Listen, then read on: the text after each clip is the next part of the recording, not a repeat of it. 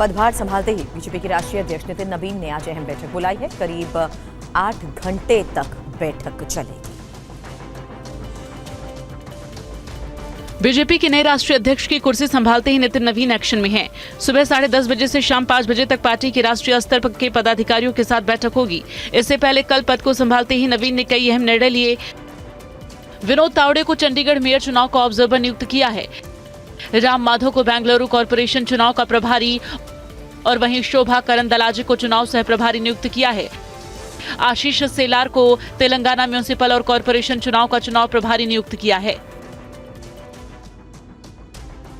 अपने दावोस दौरे को लेकर मध्य प्रदेश के मुख्यमंत्री मोहन यादव ने टीवी9 भारतवर्ष संवाददाता आनंद प्रकाश पांडे से बातचीत में कहा कि एमपी में organic cotton, readymade garments, tourism के साथ साथ माइनिंग के क्षेत्र में असीम संभावनाएं।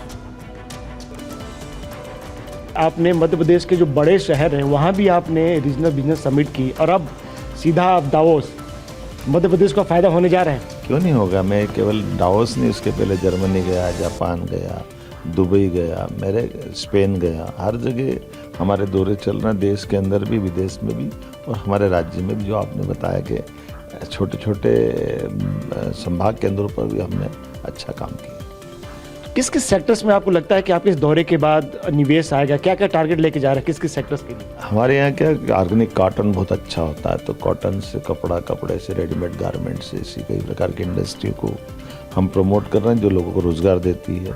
जैसे कि आपने बताया पिछले साल आप इटली, जर्मनी, दुबई कई देश गए थे आपने, और जो आपने एमओयू वहाँ किए थे, निवेश का जो आपने जो एग्रीमेंट्स किए थे, वो कितने धरातल पे कितने उतरने वाले हैं? हमारे 30% से ज़्यादा इंडस्ट्रियाँ हमारे जो एमओयू है उस पर नीचे उतरे हैं और यही कारण है कि हमारी व्यापार व्यवसाय जो काम करने की पद्धति उसको लोग बहुत पसंद कर रहे हैं। 23 फरवरी तक चलने वाले दावोस शिखर सम्मेलन से एमपी के सीएम मोहन यादव ने काफी उम्मीदें जताई हैं। टीवी9 से इस खास बातचीत में उन्होंने उम्मीद ये भी जताई कि उनके दावोस दौरे के बाद एमपी भी देश के 5 अव्वल राज्यों में शामिल होगा। देश के अंदर भी एक कंपटीशन है मुख्यमंत्रियों में, जो कि हेल्दी कंपटीशन अच्छा है कि भाई निवेश ज़्यादा से ज़्यादा हमारे यहाँ है। तो आपको भी लगता है कि अब मध्य प्रदेश को भी उसी टॉप 5 में लाना है? देखिए, अभी हाल आपने देखा होगा हमारे वित्त मंत्रालय ने, वाणिज्य विभाग ने जो सूची निकाली है, वो 3 सर्वाधिक तेज गति से राज्य जो आगे बढ़ रहा है, उसमें मध्य प्रदेश भी एक है। तो ये अपने आप में बताता है कि भारत सरकार भी इसको प्रमोट करती है और उसी कारण से आज मेरा दौरा भी भारत सरकार के माध्यम से ये संभव हुआ है। एक आखिरी सवाल, मध्य प्रदेश में अब स्टार्टअप्स को और मौका मिलेगा, युवाओं को और रोजगार मिलेगा दावोस विजिट के बाद?